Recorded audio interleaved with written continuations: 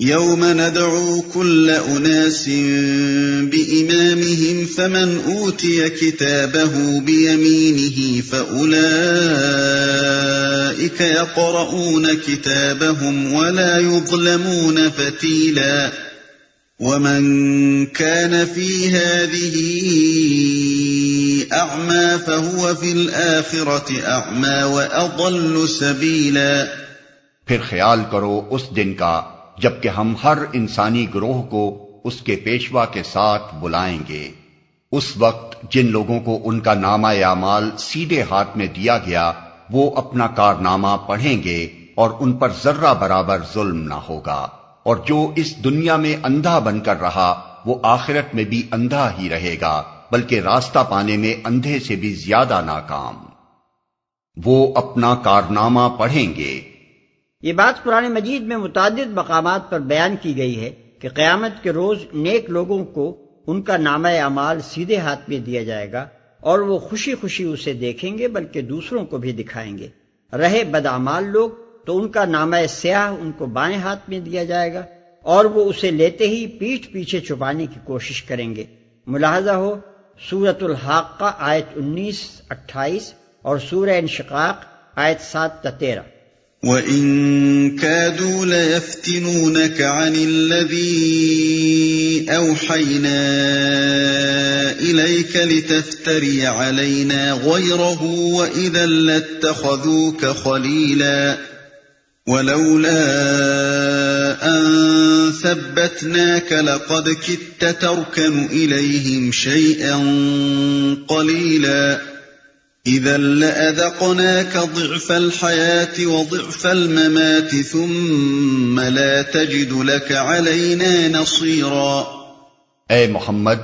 ان لوگوں نے اس کوشش میں کوئی کسر اٹھا نہیں رکھی کہ تمہیں فتنے میں ڈال کر اس وحی سے پھیر دیں جو ہم نے تمہاری طرف بھیجی ہے، تاکہ تم ہمارے نام پر اپنی طرف سے کوئی بات گھڑو۔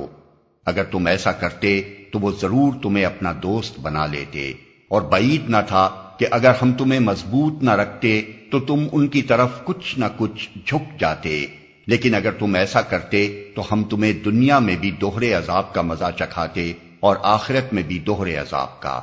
پھر ہمارے مقابلے میں تم کوئی مددگار نہ پاتے۔ اپنی طرف سے کوئی بات گھڑو، یہ ان حالات کی طرف اشارہ ہے جو پچھلے 10-12 سال سے نبی صلی اللہ علیہ وسلم کو مکے میں پیش آ رہے تھے کہ کفار مکہ اس بات کے درپے تھے کہ جس طرح بھی ہو آپ کو توحید کی اس دعوت سے ہٹا دیں جسے آپ پیش کر رہے ہیں،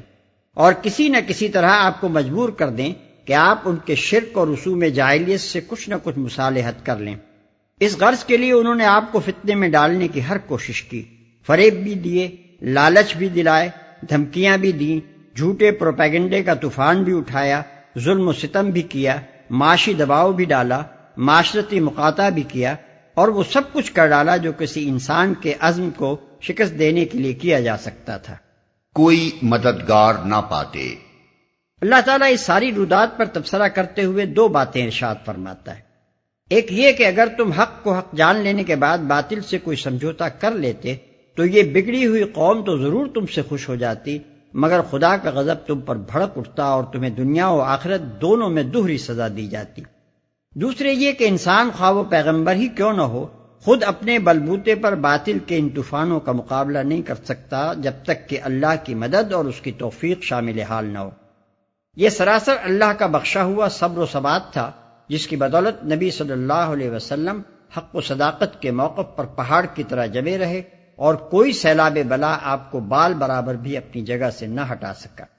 وَإِن كَادُوا لَيَسْتَفِزُّونَكَ مِنَ الْأَرْضِ لِيُخْرِجُوكَ مِنْهَا وَإِذًا لَا يَلْبَثُونَ خِلَافَكَ إِلَّا قَلِيلًا۔ اور یہ لوگ اس بات پر بھی تلے رہے ہیں کہ تمہارے قدم اس سرزمین سے اکھاڑ دیں اور تمہیں یہاں سے نکال باہر کریں، لیکن اگر یہ ایسا کریں گے تو تمہارے بعد یہ خود یہاں کچھ زیادہ دیر نہ ٹھہر سکیں گے۔ یہ صریح پیشن گوئی ہے جو اس وقت تو صرف ایک دھمکی نظر آتی تھی، مگر 10-11 سال کے اندر ہی حرف بحرف سچی ثابت ہو گئی۔ اس سورہ کے نزول پر ایک ہی سال گزرا تھا کہ کفار مکہ نے نبی صلی اللہ علیہ وسلم کو وطن سے نکل جانے پر مجبور کر دیا، اور اس پر 8 سال سے زیادہ نہ گزرے تھے کہ آپ فاتح کی حیثیت سے مکہ معظمہ میں داخل ہوئے، اور پھر 2 سال کے اندر اندر سرزمین عرب مشرکین کے وجود سے پاک کر دی گئی۔ پھر جو بھی اس ملک میں رہا مسلمان بن کر رہا، مشرک بن کر وہاں نہ ٹھہر سکا۔